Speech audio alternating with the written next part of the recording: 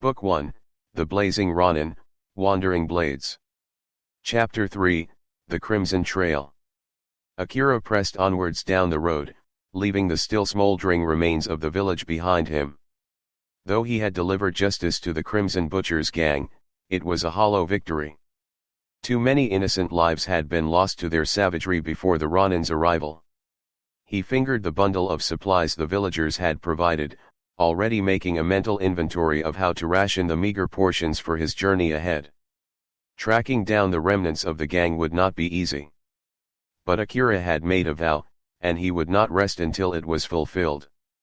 As the village shrank in the distance behind him, the young warrior's thoughts turned to the mysterious young woman named Kaya. Her eyes, shining with a mixture of wonder and apprehension as she watched him depart, had stirred something unfamiliar in Akira's heart. He shook his head, admonishing himself for allowing such distractions to take root. There was no room on this solitary path for entanglements, no matter how comely the villagers' features. Akira was a Ronin now, a solitary force for justice and order in an increasingly chaotic world. Still, Kaya's image lingered, unbidden, at the edges of his mind's eye. Several days passed as Akira tracked the Crimson Butcher's trail, piecing together clues and rumors from villagers and travelers he encountered along the road. The gang had been sowing chaos and fear across the northern provinces for months, it seemed. Finally, a lead presented itself in the form of a battered merchant caravan, its passengers clearly shaken. According to their terrified accounts, they had been set upon by a large band of bloodthirsty brigands just a few days before, their cargo plundered. The Ronin's eyes narrowed as the merchants described the brutal methods of their attackers, the same savage tactics employed by the butchers at the village. He was close now, closing in on their trail of terror. Leaving the merchant train to recover, Akira set off with renewed determination. If the butchers thought a few miles' head start would spare them from his blade, they would soon learn the error of their ways. The trail led the Ronin deep into the Rakugan forest, its ancient boughs blotting out the sky in an endless emerald canopy.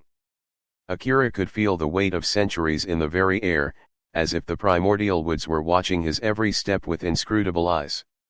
It was there, in a secluded grotto, that he caught his first glimpse of his prey. Akira slowed his pace, treading lightly as he approached the secluded grotto deep in the ancient forest's heart.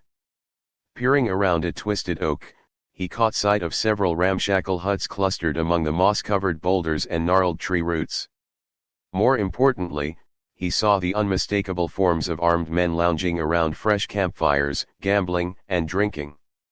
Their raucous laughter and coarse language made it clear these were no innocent woodsmen. The Ronin's jaw tightened as he counted over a dozen members of the Crimson Butcher's gang. By the looks of their makeshift camp, they had been holing up in this remote grotto for some time now, likely believing themselves safe from pursuit. A cruel smile played across Akira's lips. They were about to learn just how mistaken that notion was. Sheathing his katana silently, the young warrior began creeping through the underbrush, slowly making his way in a wide arc around the camp's perimeter. He needed to scout their numbers, positioning, and most importantly, identify the gang's leader before striking. As Akira drew closer, he could make out more details through the tangled branches. Several of the bandits were tending to fresh wounds, while others were busy sorting through plundered goods and supplies. The Ronin's eyes narrowed as he recognized the merchant caravan's wares. These were the same dogs who had attacked the traders just days before. His grip tightened on his sword hilt, the urge to attack nearly overwhelming. But he remained patient, continuing his silent reconnaissance. There would be only one chance for surprise, and he could not afford to squander it. Finally, Akira spotted the gang's leader, a hulking, grizzled brute of a man adorned in furs and crimson face paint. He sat apart from the others, sharpening his blade in long, practiced strokes as he barked orders to his subordinates. The Ronin committed every detail to memory. The leader's imposing size and weapon skills would make him a formidable opponent, even for one as skilled as Akira. He would need to eliminate the brute first, decisively and quickly, before pressing his attack on the rest of the butchers. Satisfied he now had a grasp of the situation, Akira began withdrawing back into the forest, moving with silent lethality. He found a secluded grove and settled into a meditative lotus position, steadying his breathing and focusing his mind. When the time came, he would need to strike with the speed and precision of a coiled snake, no hesitation, no mercy. Only then could he ensure the Crimson Butcher's reign of terror would finally be brought to an end. As the sun began descending towards the treetops, Akira rose and made his way back towards the grotto camp, the shadows of dusk providing perfect cover. He could see the bandits had grown louder and more unruly as the night's revelries began, many of them deep in their cups. Reaching the tree line, the Ronin loosened his katana in its sheath before breaking the silence in a booming voice that carried clearly across the camp. Criminals and murderers. Dealers in death and dishonor. I am Akira, the Blazing Ronin, and I have come to deliver long overdue justice. The Crimson Butchers froze, stunned into momentary silence by the Ronin's words booming across their camp. It was brief, however, as raucous laughter soon erupted from many of the drunken men. Well, what have we here? The hulking leader growled, rising to his feet and leveling his broadsword menacingly at Akira. A lost little samurai playing at being a hero. The brute sneered, baring crooked teeth as his eyes swept over the young warrior with disdain. I don't know whether to kill you quickly, Ronin, or make you watch while we have our fun with that pretty little sword of yours. More laughter and lewd jokes followed from the butchers, many of them rising to their feet and gripping weapons tightly. But Akira remained utterly calm and focused, his gaze locked on the leader as he took a defensive stance. Your bravado is wasted, scum. I have come to deliver long overdue punishment for your crimes against the innocent people of these lands. Surrender now, and I will at least allow you to die with what little honor you have left. The brute's sneer twisted into a look of rage as he gripped his sword tighter. You hear that, boys? The little samurai wants us to surrender. He let out a booming laugh that his men eagerly joined in on. When it finally died down, the leader fixed Akira with a deadly glare. I've got a better idea, Ronin. How about you throw down that toothpick you call a blade, and we make your death nice and slow for your insolence. With a feral roar, the massive bandit leader charged forward, his broadsword raised high to cleave Akira in two. But the Ronin stood his ground, waiting with the patience of a coiled viper. As the butcher leader's sword came slashing down, Akira waited until the final possible second before moving with blinding speed. Sidestepping the clumsy overhead strike, he drew his katana in one fluid motion, the razor-sharp blade hissing against the lacquered wood of its sheath. The young warrior pivoted on the ball of his foot, allowing the brute's momentum to carry him past as Akira brought his sword around in a horizontal arc. There was a meaty thunk as the finely honed steel bit deep into the back of the leader's knee, severing tendons and muscle. A guttural scream tore from the massive man's throat as he crumpled forward, his leg useless beneath him. Akira didn't hesitate, reversing his grip on the katana as he spun and drove the blade's point squarely into the back of the butcher's skull with all his strength. The brute's scream cut off abruptly as the razor-sharp steel punched through his eye socket in a spray of gore. His body went rigid for just a moment before collapsing in a lifeless heap at Akira's feet. The rest of the Crimson Butchers stared in stunned disbelief at the sudden demise of their leader. But the Ronin allowed himself no pause, no moment of distraction as he whirled to face the rest of the gang. Who's next to face the justice they've earned? He called out, his deep voice resonating with lethal promise as he leveled his bloodied katana at the remaining bandits. A tense silence hung over the grotto as Akira and the remaining Crimson Butchers stared each other down. The young warrior could see the fear and uncertainty in their eyes as the reality set in. Their leader, the strongest among them, had just been cut down with terrifying ease. One of the bandits, a wiry bowman with a ragged beard, seemed to find his voice first. "Why, you'll pay for that, Ronin," he shouted, raising his bow and knocking an arrow. "Get him, you mangy dogs." As if snapping from a trance, the rest of the butchers let out a ragged war cry and surged forward, blades and axes held high. Akira settled into a low crouch, katana angled before him as the first of his foes closed within striking distance. The bowman loosed his shaft, but the Ronin batted it aside almost contemptuously with a sweep of his blade. Pivoting on his heel, he brought the katana around in a blistering horizontal arc that opened the first bandit's throat in a crimson spray. Another rushed in, swinging a rusted machete wildly. But Akira was already moving, parrying the clumsy strike before burying the point of his sword into the man's chest. He wrenched it free as the bandit crumpled, whirling to face the next wave of attackers. Arrows began raining down as more of the butchers loosed their bows. Akira danced between the shafts with almost supernatural grace and speed, deflecting those he couldn't avoid with sweeps of his katana. A pair of axe-wielding brutes charged in, their brutish roars echoing through the grotto. The Ronin dropped into a crouch, allowing their overhead strikes to clash against each other as he slashed both men's hamstrings in a single whirling movement. As they collapsed, screaming, Akira rose and brought his sword down in a double execution strike, silencing their agonized cries forever.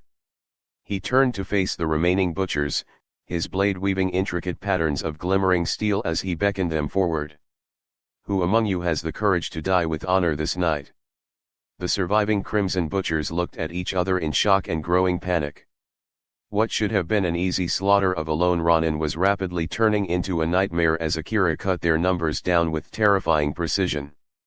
He's a demon," one of the bandits cried out, eyes wide with terror. "Didn't you see how he moved?